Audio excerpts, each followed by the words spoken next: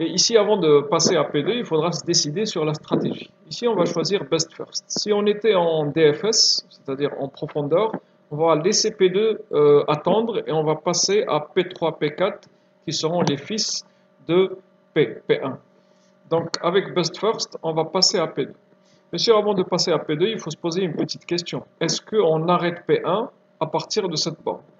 Donc la réponse est non, puisque vous avez ZBest égale à 66. Et là, on est en train de vous dire que vous pouvez monter jusqu'à 72. Donc il y a un espoir pour améliorer ce ZBest-là, sachant que c'est un problème de maximisation. Alors passons à P2 et on va répéter encore notre algorithme de calcul de la borne. Alors là, on va aller un peu vite. Nous avons ici un 1, c'est fixe. 20, et si on met ici 1, ça veut dire la capacité résiduelle, c'est 20 moins 8, 12. Ça veut dire qu'actuellement, notre sac, il a une taille de 12, parce qu'on a décidé dans cette branche-là de prendre l'objet numéro 3. Donc maintenant, est-ce qu'on peut prendre celui-là, le premier, en entier? La réponse est oui. 12 moins 9, ça fait 3.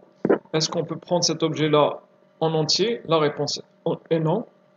Donc on va le prendre en réel, et on trouve donc 3 septièmes. Dès que vous mettez une valeur entière, tout ce qui suit, bien sûr sauf les valeurs fixées, il faut mettre 0, parce que vous avez saturé le sac, vous avez, disons, utilisé toute la capacité du sac. On multiplie ce vecteur-là par ce vecteur-là, les CI par les XI, c'est la fonction objective, et on trouve 77. Et là aussi, vous voyez bien que le critère de bound ne fonctionne pas. Là, on a aussi la chance d'aller, ou bien on peut aller jusqu'à 77, alors que nous avons que 66. Donc il y a encore de l'espoir pour trouver la solution optimale. Alors c'est ici maintenant qu'on va appliquer la stratégie Best First. Cette stratégie vous dit que si vous avez des problèmes actifs, plusieurs problèmes actifs, là nous avons 2 problèmes actifs, aucun algorithme, aucun PI ne s'est arrêté. Donc là on va prendre le meilleur. Alors le problème, bien le sous-problème ici qui est le meilleur, c'est là où on a plus de chances d'obtenir la solution optimale. Là, on peut aller jusqu'à 77, on peut monter jusqu'à 77, et là, on peut monter seulement jusqu'à 72,28. Donc, le problème qui est meilleur, c'est P2, et c'est pour cela on va donc le brancher. Sur quelle variable va-t-on le brancher? On n'a qu'à voir, lorsqu'on a résolu P2 avec l'algorithme de calcul de borne, quelle est la variable qui a été trouvée réelle. Ici, c'est x2. Donc, on va brancher sur x2. Soit x2 c'est 0, on ne prend pas l'objet, soit x2 égale à 1, on prend l'objet. Et donc on obtient 3 problèmes actifs. Donc on va calculer la borne ici et ici, et on va donc voir qui est le meilleur pour continuer. Passons à P3. Pour P3, vous avez x3 qui est égal à 1, et x2 est égal à 0. Donc c'est un problème qui est de taille 2, c'est-à-dire il n'y a que 2 objets restants. Donc on va calculer, on va exécuter l'algorithme de la borne. Actuellement, la capacité résiduelle, c'est 12. Donc on peut prendre celui-là en entier, c'est 1. 12 moins 9, il reste 3. Donc là, on aura 3 septièmes. Et on obtient une borne de 72,71. Pareil pour P4. Et regardez, aucun critère d'arrêt ne fonctionne, même pas le bound. Ici, on a toujours de l'espoir de trouver mieux que 66, donc on ne l'arrête pas. On passe à P4. P4 maintenant, nous avons ici 2, 1. Les voilà fixés. Si je mets ici 2 objets 1, ça veut dire que mon sac a une taille de 20 moins 15, ça fait 5. Donc il me reste 5. Je peux prendre celui-là en partie, 5 neuvièmes, et je mets celui-là à 0. Je prends ce vecteur-là, je le multiplie par les CI, et on obtient Z sup égale à 69. Maintenant, on a 3. Est-ce que ce problème-là va s'arrêter? La réponse est non, parce qu'on a 66, et là, on a de l'espoir pour améliorer ce 66. Donc, le critère d'arrêt, rappelez-vous, du bound, en cas de max, c'est lorsque Z sup est inférieur ou égal à Z best. Et là, pour les 3, c'est, d'ailleurs même pour celui-là, c'est supérieur. Donc, on continue, aucun problème ne s'arrête. Et jusqu'à maintenant, on n'a pas encore rencontré les 2 premiers critères, rappelez-vous, solution entière et pas de réalisable, mais on va les retrouver rapidement. Donc le meilleur problème ici parmi P1, P3 et P4, c'est P3. Donc c'est P3 qui sera divisé en 2, en P5 et P6. On branche sur X4 parce que dans le problème P3, c'est la variable X4 qui a été trouvée réelle. Soit X4 égale à 0, soit x4 égale à 1. Alors il faut savoir que P5 et P6 sont tellement simples qu'il ne reste qu'un dernier objet à fixer. Regardez, on va les traiter maintenant. P5, c'est un problème où nous avons x4 qui est égal à 0, x2 est égal à 0 et x3 est égal à 1. Donc là, si on prend ces valeurs bleues, nous avons la capacité du sac résiduel, c'est 20 moins 8, 12, puisqu'on a décidé de ne pas prendre ces deux-là. Donc si vous avez 12 et que là il vous reste un objet de taille 9, donc vous pouvez le prendre. On le prend et donc comme par hasard, notre algorithme de calcul de borne nous donne une solution entière. Alors ceci veut dire que le problème est devenu tellement simple qu'on obtient une solution entière. La valeur de cette solution entière, c'est ce vecteur-là, multiplié par les CI. Et on obtient 68. Alors c'est ici qu'il ne faut pas oublier une chose importante, c'est la mise à jour éventuelle de ZBest.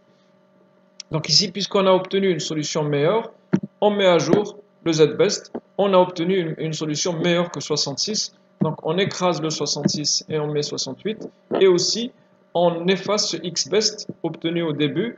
Et on va donc le remplacer par cette solution. Bon, là, je l'ai effacé parce qu'on sait que cette solution-là a été obtenue au niveau du P5. Donc j'ai la solution en face de moi, 1, 0, 1, 0. C'est-à-dire on prend le premier et le troisième objet.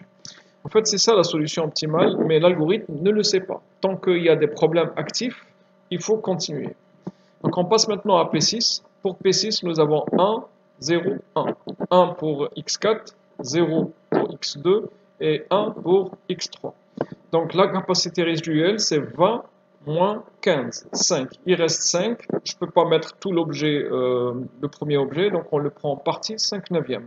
Et là, donc, on va calculer ce vecteur-là par ce vecteur-là, et on ne va pas trouver z. Ce n'est pas une solution entière, c'est une borne. Et cette borne-là, une fois on le calcule, 59. Et bonne nouvelle, cette valeur 59 est plus petite que la solution que j'ai obtenue, que ce soit la première ou la deuxième, 68 bien sûr.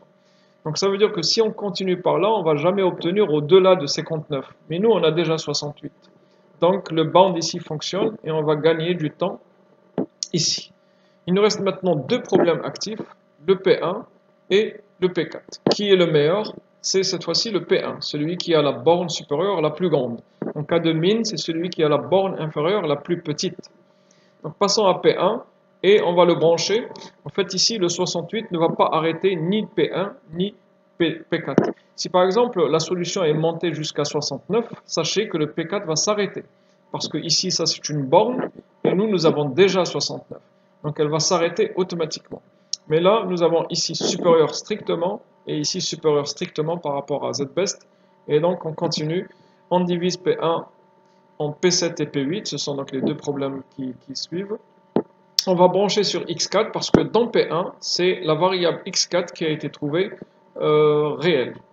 Donc maintenant, on va traiter P7. Ici, nous avons pour P7, X4 et X3 sont nuls. Donc, il va nous rester sont égal à 0. Donc, ça veut dire que la capacité résiduelle, c'est 20. Et si c'est 20, ça veut dire qu'on peut prendre les deux premiers directement. Donc, on obtient une solution entière égale à 66. Et on ne va pas mettre à jour le ZBest parce qu'on a déjà 68. Pour pour P8, X4, c'est égal à 1. Et X3, c'est égal à 0. Donc, nous avons une capacité résiduelle de 20 moins 7, 13. Celui-là n'est pas pris. Donc 13, ça veut dire que celui-là, on peut le prendre. 13 moins 9, ça fait 4. 4, le deuxième, on ne peut pas le prendre. On va le prendre en réel, 4 sur 7. Et donc, on obtient ici un Z sup, et non pas Z. Z, c'est lorsque la solution est entière.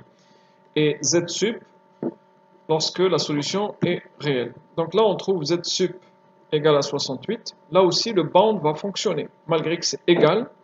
Mais en fait, ça, c'est du concret. C'est une solution, là voilà. Et ça, c'est juste une borne. On est en train de vous dire que si vous continuez par là, vous allez obtenir au maximum 68. Et nous, on a déjà 68. Donc, le problème P8 s'arrête. Il ne reste que le P4 qu'on va brancher en P9 et P10. Si on traite le P9, voici ce qu'on trouve. Parce que X1 égale à 0, X2 est égal à 1 et X3 est égal à 1. Donc, nous avons une capacité résiduelle de 20 moins 15, c'est 5, 5 sur 7. Donc, on le prend en partie.